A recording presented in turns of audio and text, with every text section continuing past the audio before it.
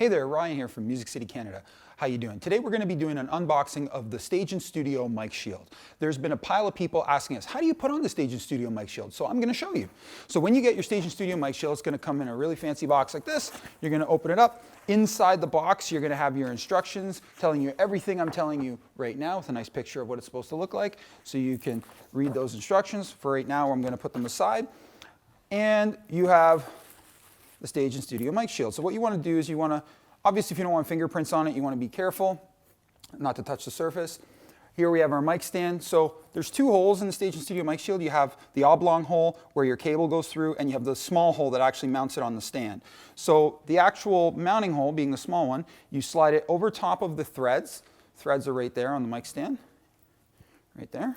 You take your clip, your standard mic clip, and you thread your mic clip onto the stand. Now there's a trick.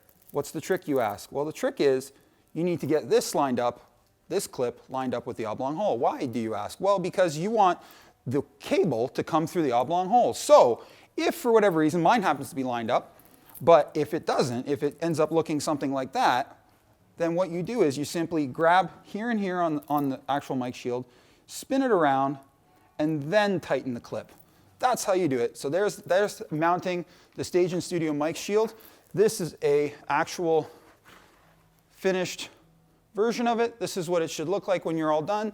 You have your connector going through here, your cable nice and neat, and everything all ready to go for your performance. Thanks for watching.